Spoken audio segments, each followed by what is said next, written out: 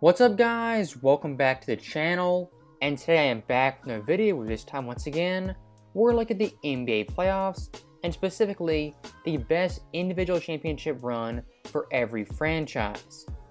So with that being said, let's get right into the video and look at our first team, that being the Boston Celtics. So when looking at the Boston Celtics, they have 17 different championship runs that are all great, but the greatest has to be from Larry Bird in 1986. This year Bird, he was 29 and right in the middle of his peak. This Boston team had the best record in the East as well as the NBA, and when it came to the actual playoffs, Larry Bird was simply fantastic, averaging 26 points per game, 9 boards, 8 assists on impeccable 52, 41, and 93 splits. One of, if not the most efficient playoff runs for a high volume score. And looking at Boston's team, much like Bird, they were absolutely dominant. When it came to the Eastern Conference, only losing 1 game, and the finals versus Houston, only losing 2.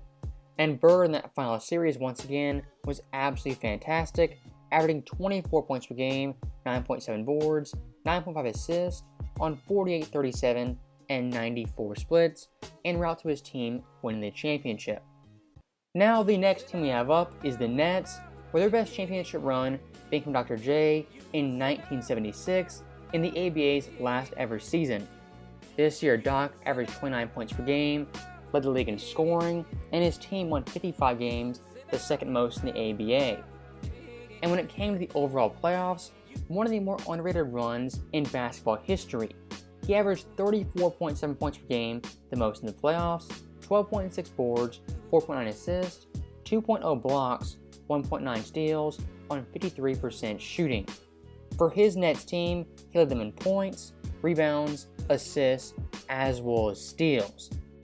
And when it came to the NBA Finals, he was the MVP, averaging 37.7 points per game, 14.2 boards, and 5.3 assists, once again dominating in all aspects. And next up on our list, we have the Chicago Bulls, featuring Michael Jordan. And I would say his best individual playoff run came in 1991. That year Jordan, he won MVP, and his Bulls team won 60 plus games with the best record in the entire NBA. And if you look at his individual stats, he averaged 31.1 points per game, 8.4 assists, 6.4 boards on 52, 39, and 85 splits. He had 6 double-doubles, and the NBA Finals averaged 11.4 assists, the highest ever for a non-point guard. And one thing I do want to highlight even further is how great his Bulls team was. This year for the entire playoffs, they had an impeccable 15-2 record, losing 1 game to LA and 1 game to the Philadelphia 76ers. Outside of those 2 losses, it was a flawless run from Jordan as well as his Bulls team. Now staying in the Midwest, next up we have the Cavaliers as well as LeBron James in 2016. And of course for Cleveland, this is their one and only championship that is extremely valuable as well as hard to win. And for LeBron at this point, he was 31 years old and had been to the finals with Cleveland 2 other times, losing both those series. So in 2016, he was on a mission and an absolute wrecking ball en route to the finals. And looking at his team's 3-1 comeback, he averaged 36, 12, and 10 with 3 blocks and 3 steals on 50, 42, and 73 splits. Some would say the best 3-game stretch in NBA Finals history. And when looking at LeBron's overall playoff stats, he averaged 26, 9, and 7 with 2 steals, 1 block on 52% shooting. But what makes it even more special is he led Cleveland in all 5 major stat categories, that being points, rebounds, assists, steals, and blocks. Now the next franchise we have up also only has 1 championship, that being the Dallas Mavericks. And much like Cleveland, this pick is easy as it has to be Dirk during 2011. And I want to give some context. At this point in Dirk's career, he was 32 years old and many thought was past his prime for his championship window. But during 2011, he was simply fantastic, averaging 28 points per game, 8.1 boards, 2.5 assists, on mind-boggling 49, 46, and 94 splits. And for NBA history, this championship simply came out of nowhere as nobody had Dallas making the finals, let alone winning it all. And I want to also add, this championship, you could argue, is the most difficult ring in NBA history, as in the first round they beat Portland, who won 48 games, the second round beat LA, who won 57, were the defending champions, the conference finals beat the Thunder, who won 55, and the NBA finals beat the heavily favored Heat, who won 58 games. And despite being an underdog in nearly all those series, Dallas pulled it off and Dirk won his first and only championship ring. Now, speaking of hard championships, next up are the Houston Rockets for the Hakeem Olajuwon in 1995. And just like Dirk's run, the competition here was off the charts. In the first round, they beat Stockton-Malone's Jazz, who won 60 games. The second round, Barkley's Suns, who won 59. The Western Conference Finals, David Robinson's Spurs, who won 62 games. And the NBA Finals, Shaq and Penny's Magic, who won 57. And the one series I do want to highlight is the Western Conference Finals, as in that series Hakeem averaged 35.3 points per game, 12.5 boards, 5.0 assists, 4.2 blocks, 1.2 steals on 56% shooting. That series quite literally was the nail in the coffin for the best big man debate. Now staying in the 90s, next up, we have the Pistons with Isaiah Thomas in 1990. This year Isaiah's Pistons team were the peak of their powers and looking to repeat as NBA champions. And as you could have guessed, they did just that. And in the process, Isaiah put up some pretty eye-popping stats, averaging 20.5 points per game, 8.2 assists, 5.5 boards, 2.2 steals on 46% from the field and 47% from 3. And the one game I do want to highlight is Game 7 of the Eastern Conference Finals versus Michael Jordan's Bulls. In this game, Isaiah had 21 points, 11 assists, 2 steals on 41% shooting. That was a big-time legacy moment as IT's Pistons once again beat Jordan's Bulls in a thrilling series. Now, moving on from the bad boys who were hated, another hated team was the Golden State Warriors in 2017 with Kevin Durant. And you can hate them all you want, but you have to acknowledge Kevin Durant in that playoff run was simply phenomenal, averaging 28.5 points per game, 7.9 boards, 4.3 assists on otherworldly 55, 44, and 89 splits. Much like Larry Bird before him, he was efficient and dominated in virtually all aspects.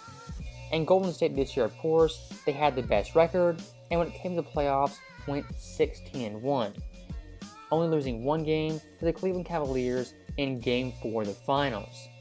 And speaking of that final series, KD in that series averaged 35.2 points per game on 56, 47, and 93 splits. And in Game 3, he had the dagger shot over LeBron James to seal the championship and give Golden State a commanding 3-0 lead. Now, staying in California, next up, we have the LA Lakers. Now, this entire list, this is the hardest team to pick. When it comes down to it, Shaq from 2000 was simply too great. Looking at that playoff run, he averaged 30.7 points per game, 15.4 boards, 3.1 assists, 2.4 blocks, on 57% shooting. He was at the peak of his powers and undoubtedly the best overall player in the entire NBA. And some games I do want to highlight is Game 5 of the first round versus the Kings, a winner-go-home game. Shaq had 32 points, 18 boards and 4 assists on 60% shooting. And in Game 7 versus Portland, had the iconic dunk to seal the game and win the series. And looking to the biggest stage, the NBA Finals versus the Pacers, he averaged an astounding 38.0 points per game, 16.7 boards, 2.7 blocks on 61.1% shooting. In a 6-game series, he scored 43 points, 41, 40, 36, 35, and 33. It was an absolute masterclass, one of the most dominant series we've seen from a player ever. And looking at our next franchise, we have the Miami Heat, and their best individual championship run comes from LeBron James in 2012. At this point, LeBron was in his second year in South Beach and looking to get revenge on the NBA for his 2011 finals loss.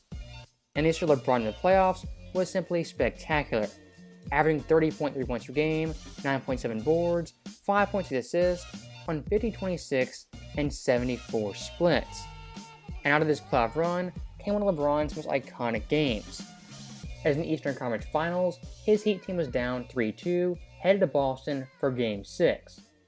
As you guys know in this game, LeBron had 45 points, 15 boards, 5 assists on 73% shooting and a 19-point victory. Also in Game 7, he was fantastic, having 31 points, 12 boards on 43% shooting and a 13-point victory. And when it came to the NBA Finals, it was typical LeBron James. He averaged 29, 10, and 7 in a dominant 5-game series win versus the OKC Thunder, who had Harden, Westbrook, as well as Kevin Durant. Now, staying in the Eastern Conference, our next franchise is the Milwaukee Bucks, and their best individual championship run comes from Giannis in 2021. And before this playoff run started, Giannis, he had all the individual awards, the MVPs, the All-NBA teams, the All-Star games, the All-Defensive teams. He had all that.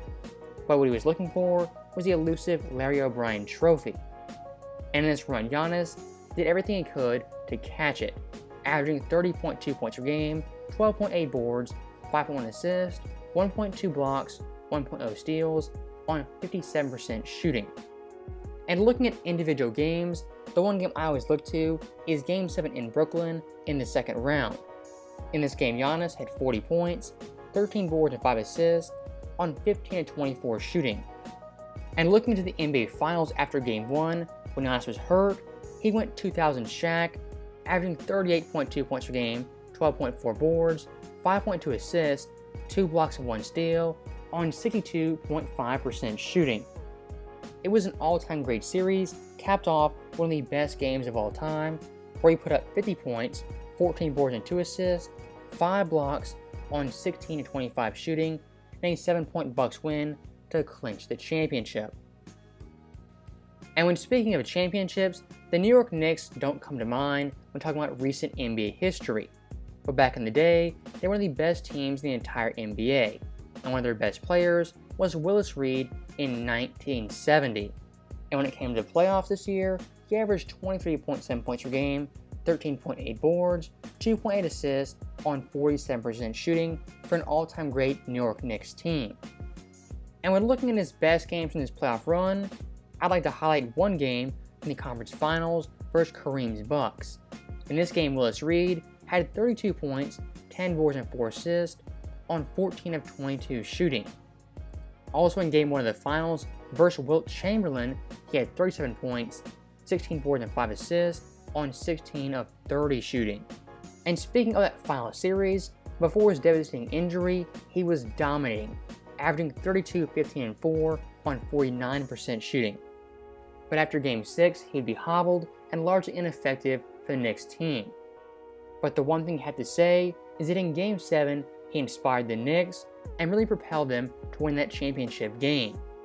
Now, staying in that era, next up, with the 76ers, whose best playoff run comes from Wilt in 1967. And Wilt at this point, he wasn't as dominant as a scorer, but his all-around game was as good as ever.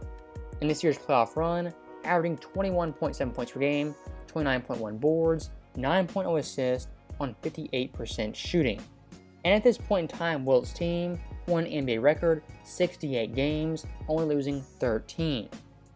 And when it came to the playoffs, just looking at the Eastern Conference Series, in those games, Wilt averaged an astounding 24 points per game, 30 boards, and 10 assists on 58% shooting.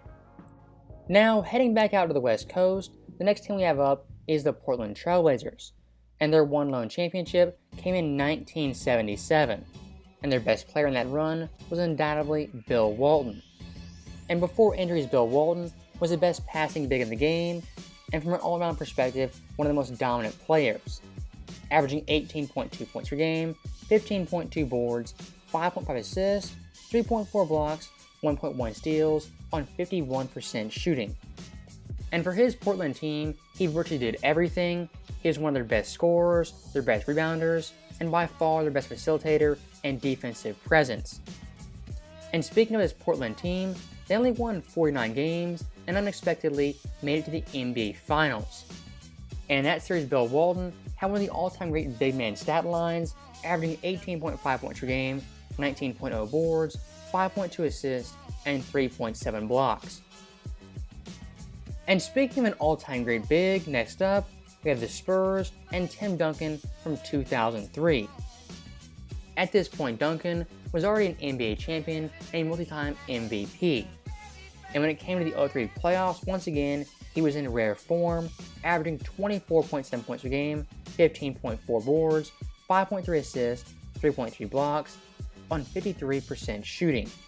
For his Spurs team in the entire playoffs, he was a leader in points, rebounds, assists, as well as blocks. And when it came to the NBA Finals, he had one of the more underrated series in NBA history. First, the Nets, he put up 24, 17, and 5 with 5.3 blocks on 50% shooting, leading his team in all 5 major stat categories. And in Game 6, the closeout game, had 21 points, 20 boards, 10 assists, as well as 8 blocks. 0-3 Duncan, one of the best players of all time, and for the Spurs, their best individual championship run. And speaking of the Spurs, next up, we have Kawhi Leonard representing the Raptors in 2019. And for Kawhi, this is one lone year in Toronto and definitely impressed. As with the Raptors in the playoffs, he averaged 30.5 points per game, 9.1 boards, 3.9 assists on 49, 38, and 88 splits. And by far his best ever series came in the second round versus Philly. In that series, averaging nearly 35 points per game on 53% shooting. And in Game 7, he had 41 points and adding in the iconic buzzer-beating shot that hit the rim multiple times. And one more thing I do want to add in the conference finals, they were actually down 0-2 and won 4 straight games, with Kawhi averaging 29, 10, and 6 on 44% shooting. And when it came to the NBA Finals, they beat the banged-up Golden State Warriors easily in 6 games. Now, getting to our final team, we have the Washington Bullets/Wizards. And for this championship run, there's only one, that being in 1978. And the player I chose wasn't Wes Unseld, it was Elvin Hayes. And I will say, I don't even know if Elvin was the best player on his team that year, but when it came to playoffs, I think he was their most impressive, averaging 21.8 points per game, 13.3 boards, 2.0 assists, 2.5 blocks on 49% shooting. And when it came to the NBA Finals for his Bullets team, he was their leading scorer, averaging 20.7 points. Also leading rebounder, averaging 11.9, as well as 2.0 blocks. But somehow for this series, he was not the Finals MVP, that was Wes Unseld. So with that being our final play in our last championship run, that is the end of the video. As always, thank you guys for watching, hope you enjoyed it. I'll see you guys next time.